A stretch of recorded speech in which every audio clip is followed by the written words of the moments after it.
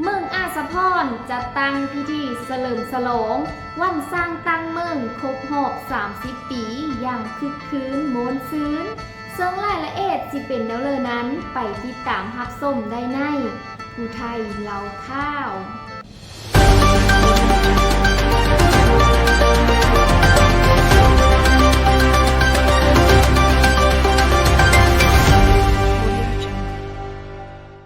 เมืองอาสะพรเป็นเมืองหนึ่งของแขวงสวรรณเขตสร้างตั้งขึ้นในวันที่4 กุมภาพันธ์ปี 1993 ประกอบมี70 บ้านมี3เผ่าชนคือเผ่าผู้ไทยเผ่าบรูและเผ่าลาวลุ้มจนมาฮอดปัจจุบันนี้เมืองอาสะพรได้มีการเฉลิมฉลองวันสร้างตั้งเมืองครบรอบ30 ปีในตอนเช้าของวันพุธที่15 กุมภาพันธ์ปี 2023 นี้การนำเมืองอาสะพรการจัดตั้งพรรครัฐทุกแขนงการตลอดฮอดการจัดตั้งบ้านในโทเมืองและพ่อแม่ประชาชนทุกโทนาได้สามัคคีกันจัดงานบุญวันสร้างตั้งเมืองครบรอบ30 ปีขึ้นอย่างเป็นทางการภายใต้การเข้าโฮมของท่านปอ.แสนศักดิ์สุริศักดิ์ห้องเจ้าแขวงสวรรณเขตทางเมนภูสีน้ำคงเขตเศรษฐกิจขั้นแขวงและมีท่านนางบุญทลังสีคำมณีวงศ์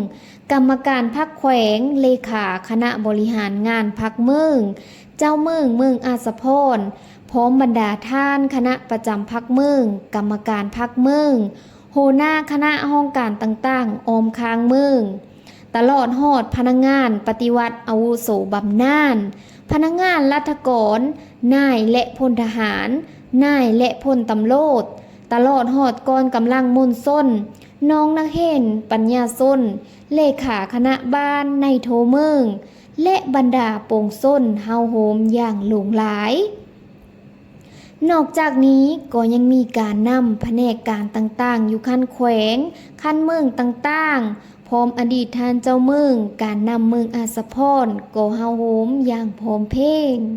ในโอกาสอันสง่าราศีนี้พวกเฮาจะได้รับชมการแสดงศิลปะวรรณคดีจากกองกำลังของภาคโซนต่างๆเป็นต้นมอสออาสะพรมอสอโพนงามมอต่อหน้าหังน้อยและกองกำลังสาพันธ์แม่ยิ่งบ้านนากุจานบ้านถาดดอกแก้วและบ้านพักขยามีขบวนแห่ตีกลองเป้าสะไนซึ่งเป็นเครื่องดนตรีพื้นเมืองที่มีมาแต่สมัยปู่ย่าตายายสืบทอดมาให้คนรุ่นหลังได้รับชมและโฮมสืบสารมรดกทางวัฒนธรรมอันจบงามนี้เฮอเข่งคูกับสาวเมืองอาสะพรตลอดไป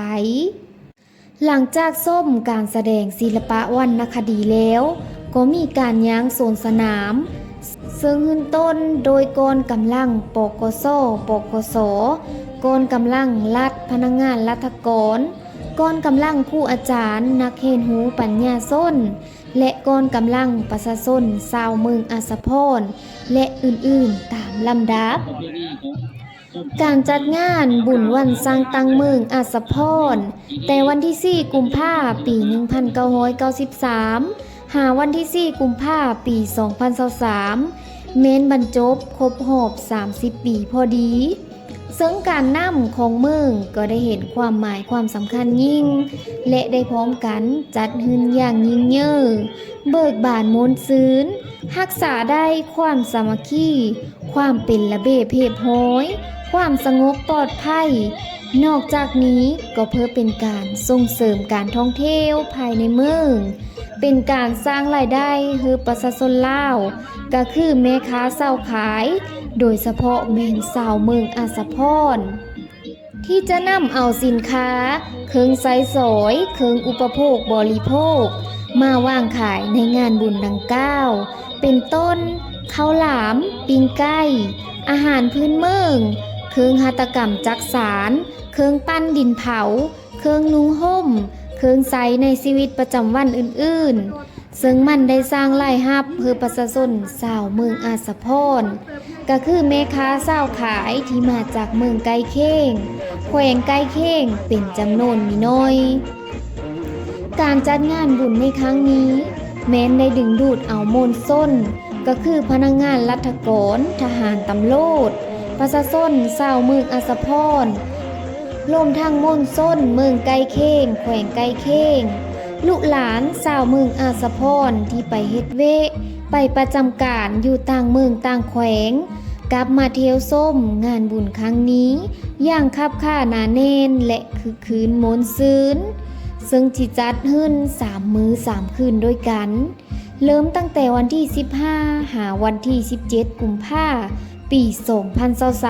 2023สำหรับการคบงานตอนกลางคืนแม้จะมีการคบงานตามประเพณีพิเศษในค่ำคืนของวันที่15หาวันที่16กุมภาพันธ์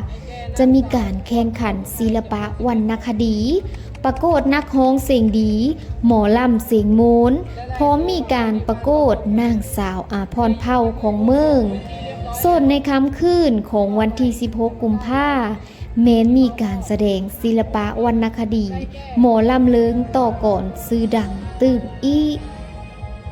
ณโอกาสนี้ข้าพเจ้า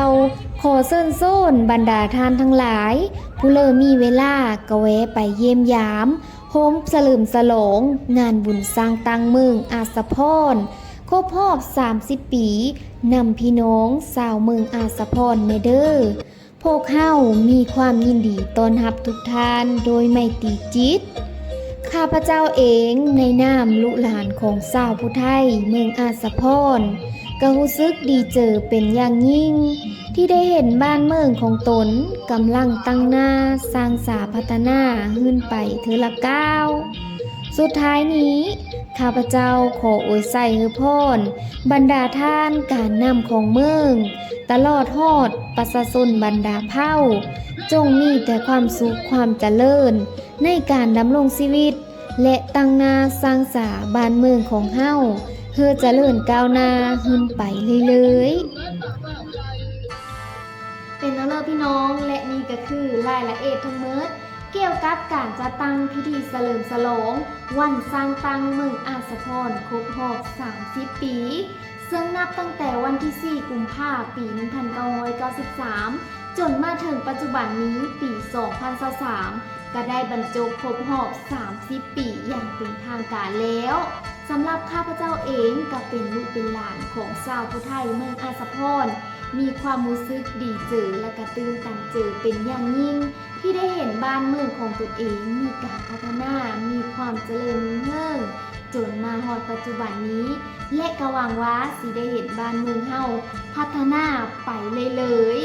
ผู้เลิศที่เฮามารับเบิ่งรับส้มคลิปนี้ตั้งแต่ต้นจนจบก็อย่าลืมกดไลค์กดแชร์กดติดตามเป็นกำลังเจอเพื่อสาวผู้ไทยและกับทีมงานวิถีผู้ไทยเฮา